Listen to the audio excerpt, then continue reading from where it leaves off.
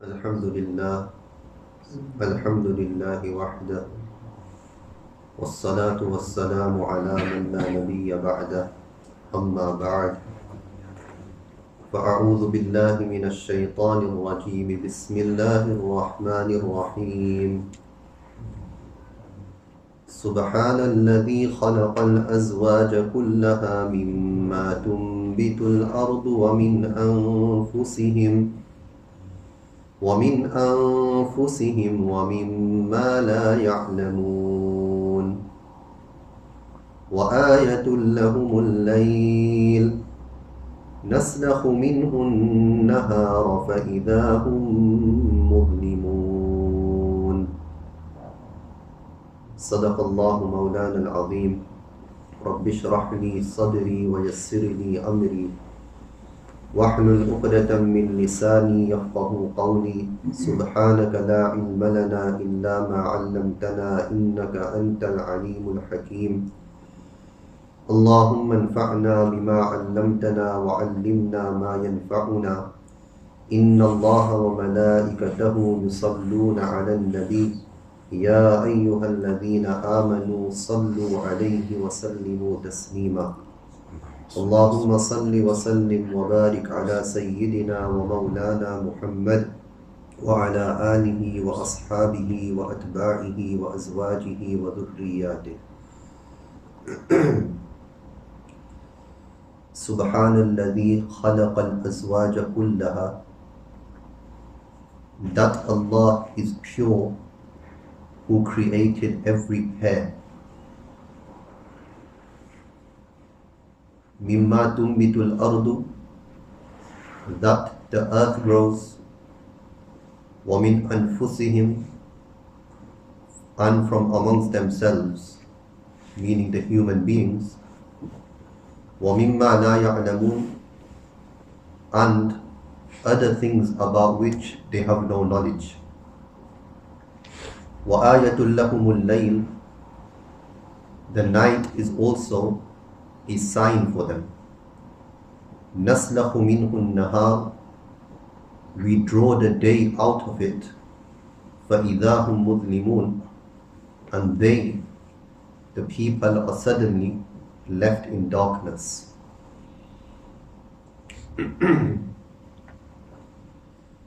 We continue with our weekly lessons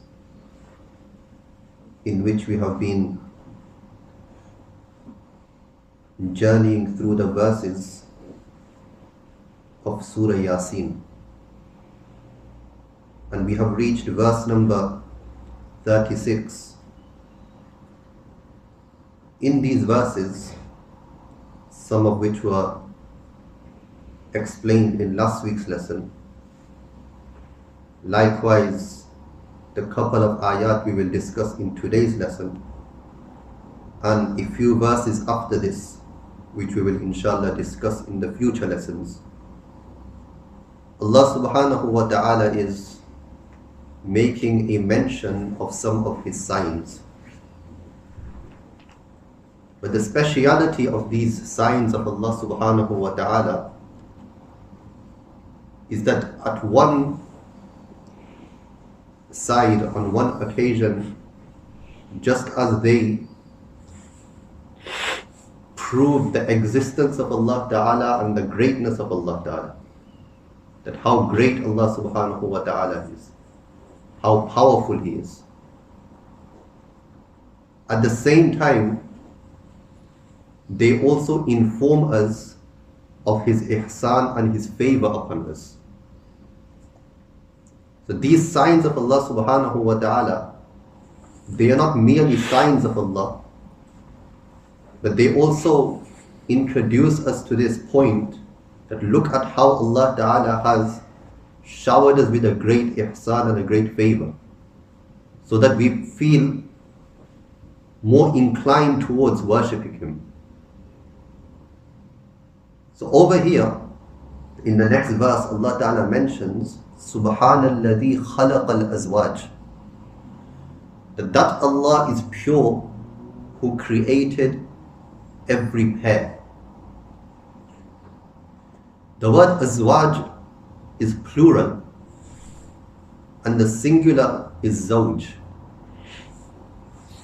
And a zawj means zawj or azwaj. It refers to pairs, two different items, sometimes which are opposite to one another, or sometimes they come as a couple. So for example, you have husband and you have wife. So husband is the zawj for the wife and wife is zawj for the husband.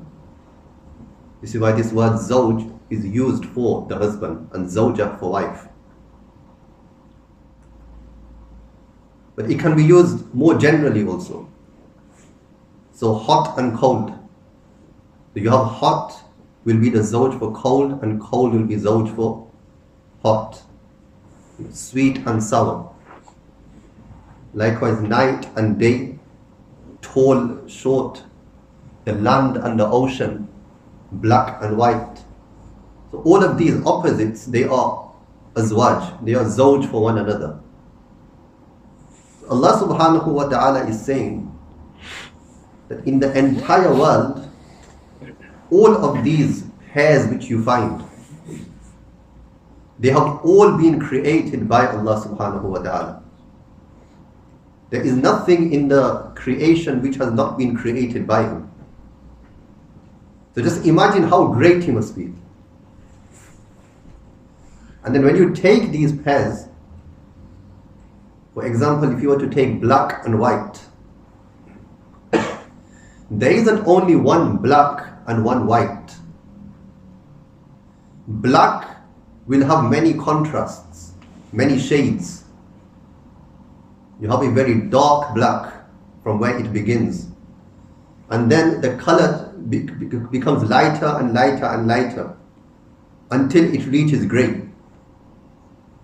And then from grey it becomes lighter, lighter, lighter until it finally becomes white. And when you take the color white also, you don't only have one shade of white. If a person was to look in his house, he will see that sometimes the skirting board white will be different compared to the wall white. And the white on the wall will be different to the shade of the white on the ceiling. The white of the clothing will be different to the white on the paper. They are all white. But just this one color white, look how many different shades there are. And this is just one color we are talking about. So all of these different azwaj, these types which Allah Ta'ala has created, whether it's colors, whether it's animals, whether it's human beings, whether it's fruit, there are so many different shades, there are so many different types. They have all been created by Allah Subhanahu wa Ta'ala. If we take sweet and sour, so first of all, you will have a fruit which is sweet. But the sweetness of a mango is completely different to the sweetness of a strawberry. The sweetness of a strawberry is completely different to the sweetness of another fruit. Every fruit has its own type of sweetness to it. And thereafter, when you take the sweetness of a mango, the sweetness of one mango will be different to the sweetness of the second mango. And imagine how many mangoes there are in the entire world. Every mango will have a distinct sweetness to it. Allah subhanahu wa ta'ala is addressing us and saying that just ponder over this. You don't have to go far to try and understand the greatness of Allah ta'ala. Your day-to-day life, if you just look in your home, if you just look at what's in front of you, you will very easily be able to understand that there has to be someone behind this entire system who is very great indeed. And that is Allah Ta'ala. So Subhanalladhi khalaqa al-azwaja kullaha. Pure is that being who has created all types, all opposites. And thereafter, after mentioning this, Allah Ta'ala says, Mimma tumbitul ardu. that these types, they are also found inside those things which the earth grows. So for example, if you have sweet and sour, you have sweet and sour in what the earth grows, meaning the fruit. And you have hard and soft. So some fruit are hard, some fruit will be soft. Likewise, you have big and small. So you will have big fruit, you will have small fruit. And you have some fruit which have seeds, and you also have seedless. You have seeded grapes, you have seedless grapes also. So mimma tumbitul ard, that which the earth grows. Wa min anfusihim, and you will also find these types in amongst yourselves, the human beings. Some will be tall, some will be short. Some will be very clever and very intelligent. Others won't be so clever and so intelligent. Some will be knowledgeable, some will be ignorant. Some will be wealthy, others will be poor. So these opposites which you find, just as you will find them in what the earth grows, you also find amongst yourselves as human beings. Who has created all of this? Allah subhanahu wa ta'ala. And he ends the verse by saying, وَمِمَّا لَا يَعْلَمُونَ, that these opposites are also found in all of those things which you have no knowledge of. Meaning that what you know about, whether it's fruit, whether it's vegetables, whether it's animals, whether it's human beings, your knowledge is very limited and very little compared to the creations of Allah Ta'ala which He has created that you have no knowledge of. There are so many things in this world, just in the earth, which we do not even have knowledge of. Allāmah Dimyari rahmatullahi alayh, he has written a book by the name of Hayatul Haywan, the lives of animals. In there is many things which have been mentioned. Regarding the snake, he mentions that it's an accepted fact that the scientists and those who have taken this field of snakes, even they have to concede that we do not know for definite how many snakes exist in this world. Some of them, according to the research, they claim that there are approximately 3,000 species of snakes. But this 3,000 is what they have found. But how many types of snakes there are in the world, only Allah Ta'ala knows. And then further he says that such snakes have been discovered that a woman who is expecting a child, if she was to just look at that snake, she would lose her child due to the fear that she will receive of that snake. And there are such snakes that have been created that if a human being was to just look at that snake, he would die on the spot. His life would be taken. So this is the power of Allah Ta'ala. And this is one animal. This is one creation of His. The Subhanallah, pure is that being. Khalaq al-Azwaj, who has created all of these different types. Whether it's objects, whether it's fruit, vegetables, whether it's the different types of human beings. The different types of human beings, each human being looks different. How we speak. We all speak one language, but that one language, each person will speak in a different way. Even those that live in the same city, that live in the same street. You may say the people of Leicester have a certain accent, but each person in Leicester will speak differently as well. Within one home, how the father speaks, the mother speaks differently, the children speak differently, every sibling speaks differently. When you hear someone speaking, straight away you know who's speaking. You don't have to ask that who's this person because he lives in the same house and he speaks the same language. Just marvel over this creation of Allah Ta'ala, that how has Allah Ta'ala created this world. And this is just those things that we know, which is very, very limited. Imagine all those other things which He has created that we don't even have the knowledge of. The sun is only one star. How many millions or billions of stars has Allah Ta'ala created? How many galaxies has Allah Ta'ala created? The planets which Allah Ta'ala has created. It's beyond imagination.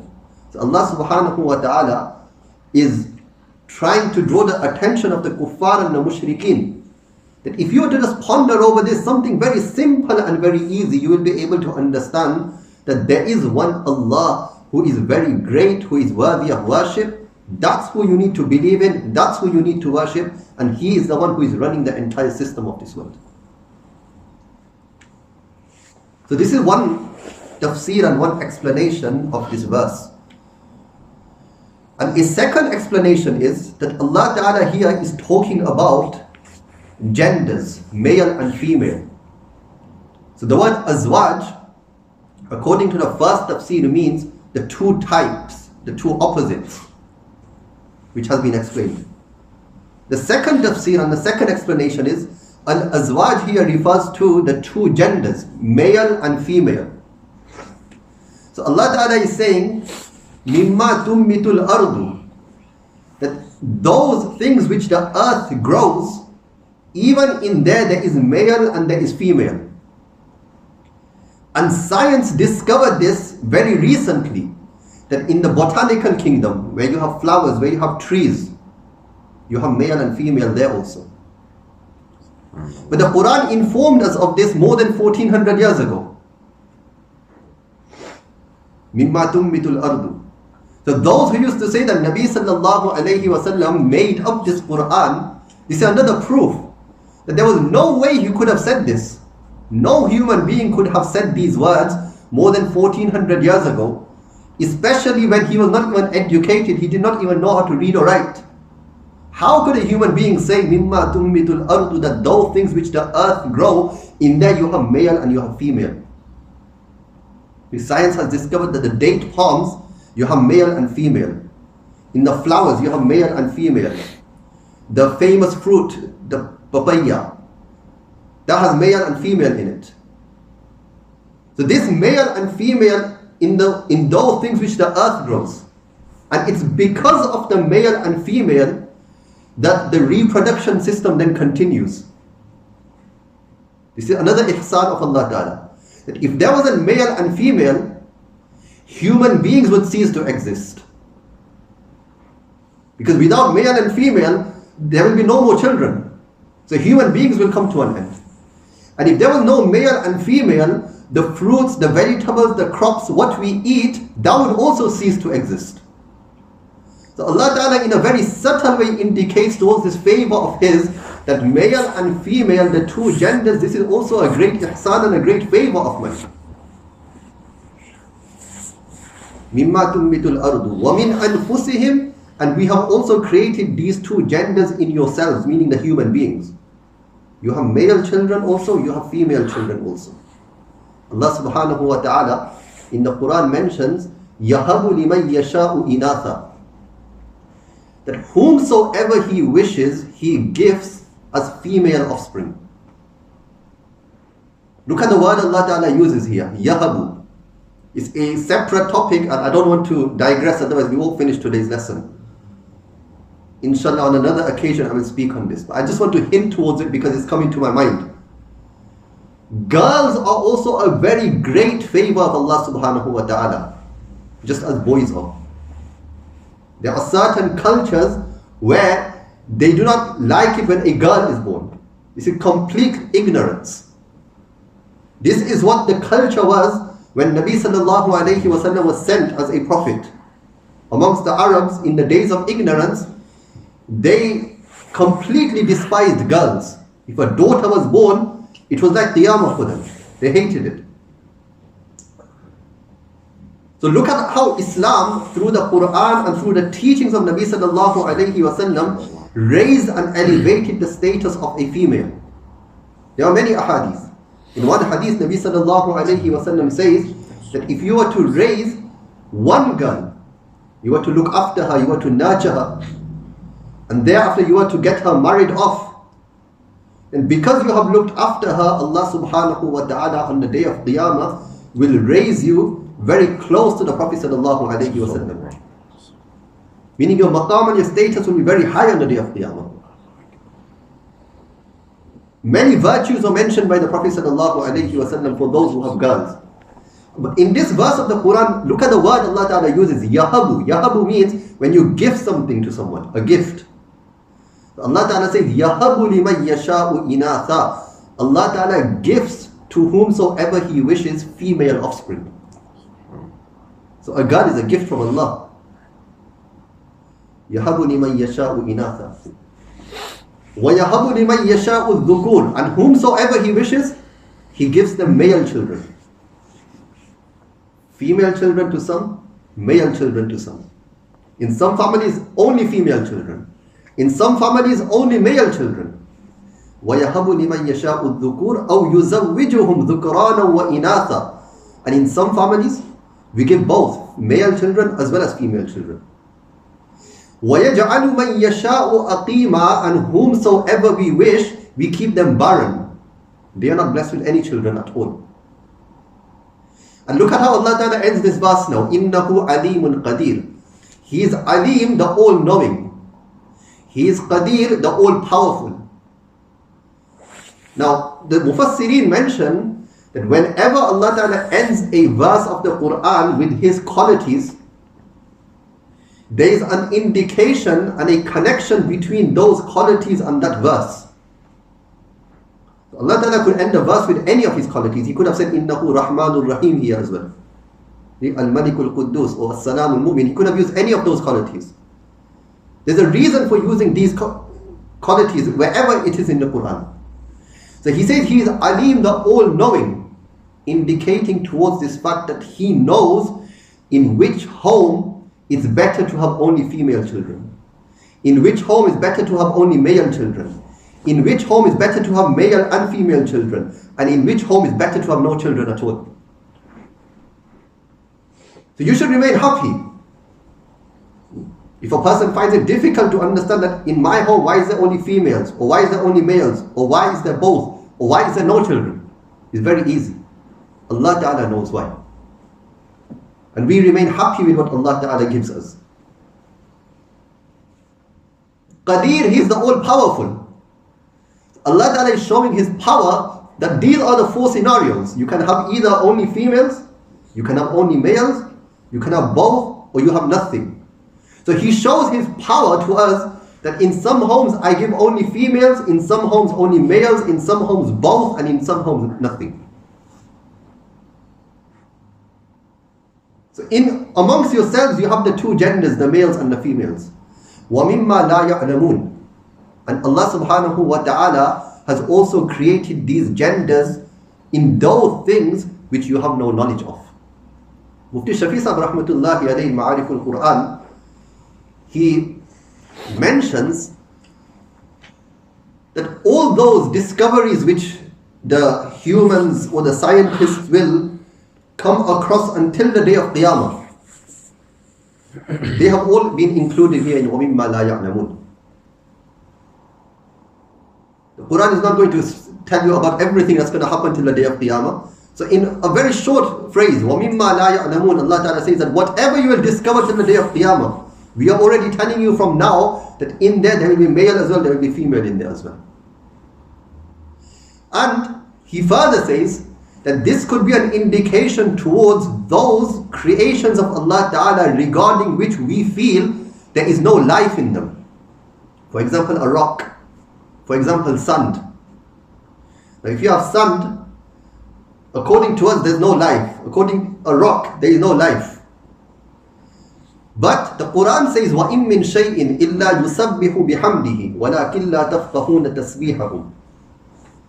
That there is no creation of Allah Ta'ala in the entire universe except that it glorifies Allah.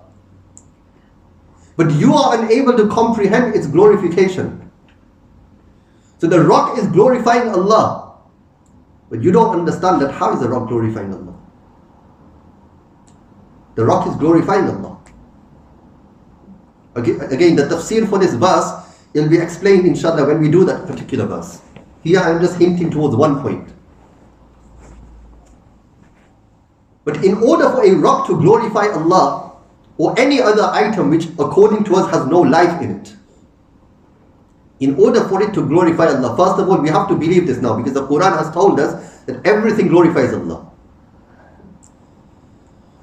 In order for it to glorify Allah, it needs aql, it needs intelligence. You need intellect to glorify Allah Ta'ala. And you can only have intellect if you have life. If a person is dead, there's no intellect. When there's no intellect, he cannot glorify Allah Ta'ala.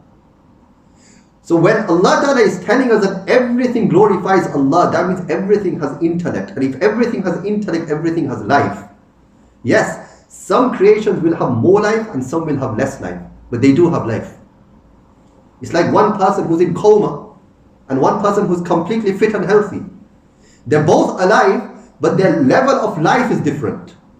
One person is sick and one person is fit and healthy. The sick person, his life is less compared to the person who is fit and healthy. This person won't be as active, he won't be able to move as much, but there is still life in him. So in the same way we believe that every creation of Allah has life in it, has intellect, and therefore glorifies Allah Ta'ala. Allāmah Jalaluddin Suyuti rahmatullahi alayhi, in one of his works, Dars-e-Qur'an, he mentions many of the specialities of the Prophet sallallahu alayhi wasallam. In there he mentions that when Nabi sallallahu alayhi wasallam would sit down to eat, Sahaba radiallahu anhum who were sat with him, they would be able to hear the food glorifying Allah Ta'ala. Allahu Akbar. After this he writes that this is not the mu'jiza and the miracle of Nabi sallallahu alayhi wasallam, because Allah Ta'ala already has said, وَإِن مِّن شَيْءٍ إِلَّا يُسَبِّحُ بِحَمْدِهِ, that everything glorifies Allah. So the food glorifying Allah Ta'ala, this is nothing special. We already know this.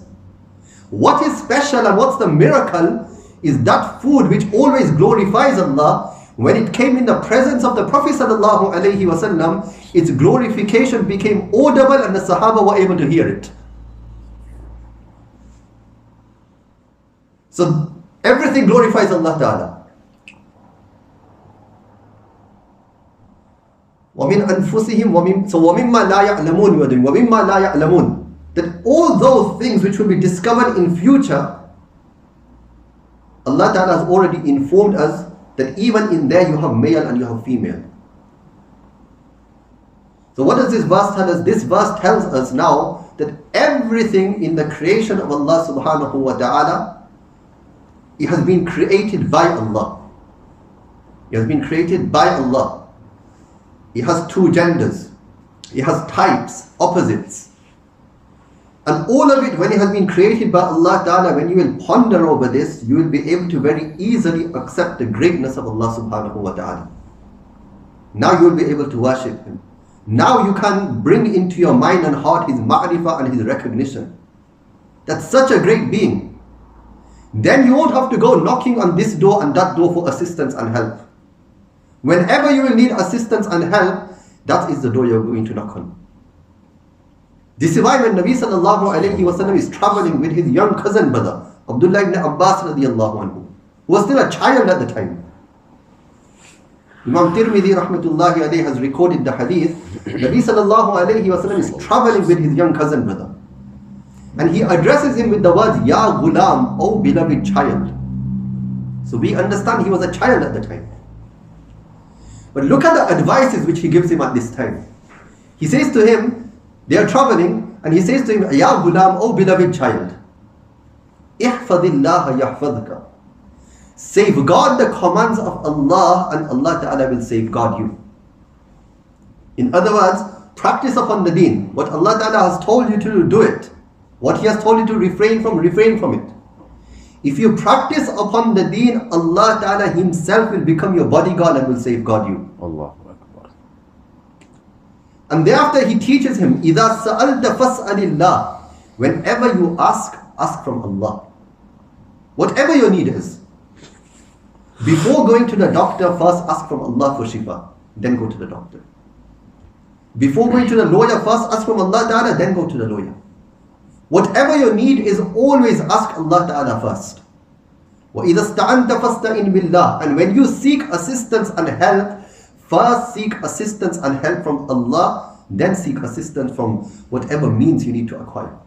The means come after. The problem with the Muslims and the believers is that we have forgotten the giver of these means, and we straight away run towards the means. Whenever there is a problem, whenever we find ourselves in some sort of calamity, we go running towards the means, but we forget Allah Ta'ala. Assistance and help can only come down if Allah Subhanahu wa Ta'ala is with us. Rasulullah Sallallahu Alaihi Wasallam is inside the cave during the Hijrah migration with Abu Bakr radiallahu anhu, just the two of them. And what does Abu Bakr radiallahu anhu say? That, oh Rasulullah Sallallahu Alaihi Wasallam, the enemy has reached us. If they were to just look down, they will see us.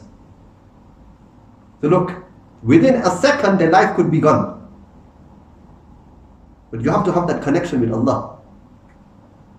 Nabi Sallallahu Alaihi Wasallam did not panic. He didn't say to Abu Bakr, what are we going to do? He very calmly said, oh Abu Bakr, ما ظنك يا أبا بكر بإثنين الله ثالثهما. Oh Abu Bakr, what do you think regarding those two with whom the third is Allah? Those two with whom the third is Allah, what do you think regarding these two people? If we have Allah with us, why do we need to worry? When Musa alayhi salatu wassalam is in front of the ocean is in front of them, and Fir'aun and his army is behind them.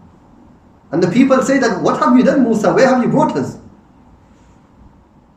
We are going to die now, they are going to kill us.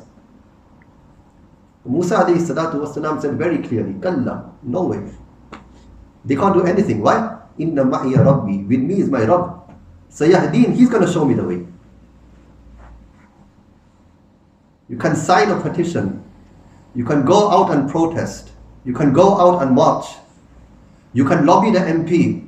You can write a letter to the Prime Minister. All of this is means. Until you don't place this in your mind that the first thing I need to do is live my life the way Allah Ta'ala wants me to, none of this can assist or help you. They are all means. We always forget Allah. We always leave Allah to the side. Allah is a nothing. Before signing the petition, do you recite Bismillahir Rahmanir Rahim? Do you perform 2 rakat salah and make dua to Allah Ta'ala? Before the march was the Zuhr salah. After the march is the Asr salah. Has Allah Ta'ala commanded us to go out onto the street, or has Allah Ta'ala commanded us to perform our salah in the masjid? I am not saying that do not adopt means, but where are our priorities? On the night of the Battle of Badr, Nabi Sallallahu Alaihi Wasallam is spending the entire night in sajda making dua. What does Allah Ta'ala say in the Quran? وَإِذَا لَقِيتُمْ فِئَةً فَثْبُتُوا. When you are on the battlefield, you have to remain firm. But what's going to assist you? وَاذْكُرُوا اللَّهَ كَثِيرًا لَعَلَّكُمْ تُفْلِحُونَ. Remember Allah Ta'ala excessively so that you may be successful.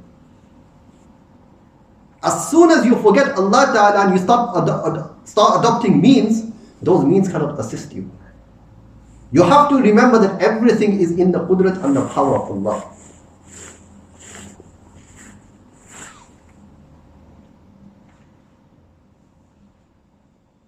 Anyway, coming back to today's lesson, وَآيَةٌ لَهُمُ اللَّيْلِ. The next verse, Allah Subhanahu wa Ta'ala mentions that, and likewise there is a sign for them in the layl, in the night.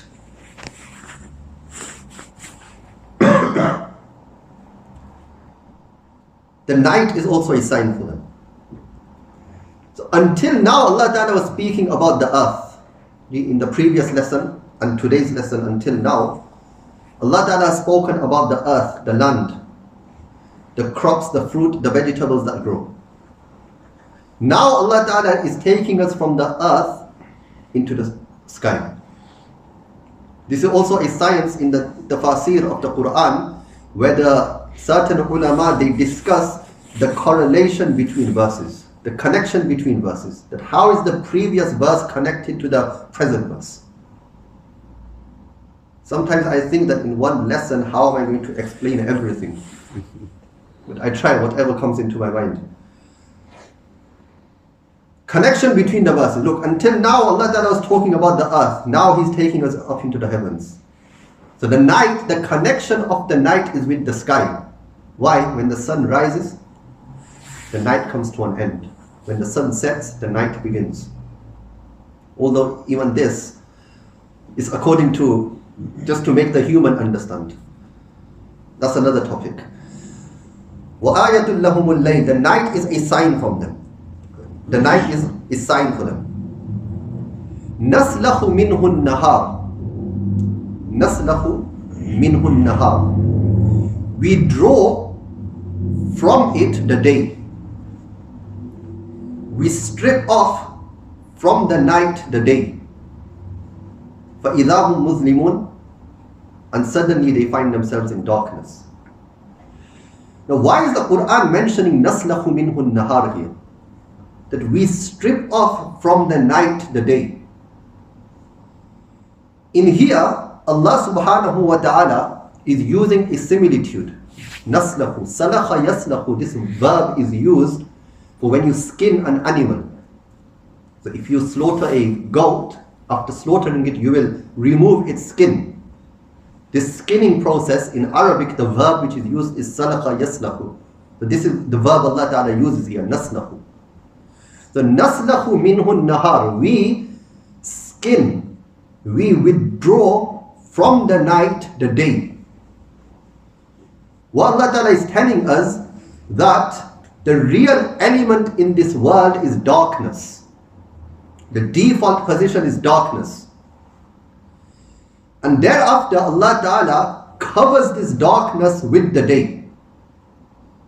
Whenever Allah Ta'ala removes this cover of day, we are back to the default position, which is darkness. Now again, science has discovered this recently, that the real element is darkness and day or light is transitory. It's temporary. But the Quran informed us of this phenomenon also more than 1400 years ago. That the real element is darkness and light. When the cover of light is placed over the day, this is when you have daytime. And as soon as Allah Ta'ala removes this cover of day, you're once into darkness. It's nighttime again. So وَآيَةٌ لَهُمُ اللَّيْلِ. First of all, through this verse, Allah Ta'ala is showing us this, that real is darkness and the day covers this darkness. And also, as I mentioned in the beginning, that together with mentioning the sign, Allah Subhanahu wa Ta'ala is also informing us of His favor. In here there is an indication that night is also a gift from Allah Ta'ala. How is night a gift from Allah Ta'ala? In the daytime there's hustle bustle, there's movement, there's noise, there's work. But you see, as soon as it's night, everything goes calm, peaceful. A person can sleep. Night Allah Ta'ala has made a time of peace, a time of sukoon and tranquility. It's different that a person, he tries and changes this system and tries to work at night and sleep in the daytime. Some people, they have no choice. But if a person has a choice, he should work in the day and he should sleep at night. We learn this from the Quran as well. Qul, Allah Ta'ala says, in Qul ara'aytum, Allah Subhanahu wa Ta'ala says that tell these people, what's your opinion? In ja'alallahu alaykumul layla sarmadan.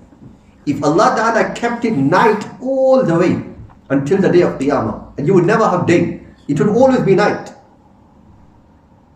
In ja'alallahu alaykumul layla sarmadan ila yawmil qiyamah. Man ilahun ghayrullahi ya'tikum bidhiya. Which God do you have who can bring you light, who can bring you daytime? أَفَلَا تَسْمَعُونَ. Do you not listen? Qul, say, in ara'aytum. What is your opinion? In ja'alallahu alaykumul layla sarmadan ila in ara'aytum in ja'alallahu alaykumul nahara sarmadan. If Allah Ta'ala kept it daytime all the way until the day of Qiyamah. Man ilahun ghayrullah. Which God is there besides Allah subhanahu wa ta'ala? Ya'tikum bilaylin, who would bring night for you.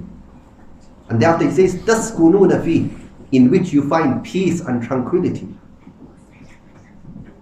In night you find peace and tranquility. And thereafter look how Allah Ta'ala says regarding the day and the night. This is very important. وَمِن رَحْمَتِهِ, it is from the rahmah and the mercy of Allah subhanahu wa ta'ala, جَعَلَ اللَّهُ عَلَيْكُمُ اللَّيْلَ لِتَسْكُنُوا فِيهِ. He has made the night for you so that you find peace and tranquility in it. وَالنَّهَارَ, and He has also given you the day, لِتَبْتَغُوا مِنْ فَضْلِهِ, so that you may go out in search of the grace of Allah Ta'ala. Meaning that you may go and earn your livelihood. وَلَعَلَّكُمْ تَشْكُرُونَ, and so that you may be grateful to Allah Ta'ala. So the night is also a great favor of Allah Subhanahu wa Ta'ala, because it's in the night that we find this peace and this tranquility, and we can recharge our battery so that in the morning, once we wake up, we can once again start earning our livelihood. So in these two verses, Allah Subhanahu wa Ta'ala mentions these amazing signs of His, which are also favors for us. So we make dua to Allah Subhanahu wa Ta'ala that He grants us the ability to understand His greatness. He grants us the ability to be grateful to Him for all of His favors. And He gives us the ability to contemplate over the favors of Allah Subhanahu wa Ta'ala. Because it's by contemplating over His favors that a person can truly be grateful to Allah Subhanahu wa Ta'ala. If we never contemplate, we will never realize how great Allah Ta'ala is, or how many favors He has showered upon us. For this, a person has to contemplate, he has to think. And it's very easy. Just how Allah Ta'ala is mentioning here in the Quran, those things which are right in front of us. We don't even have to go far, we don't even have to look far.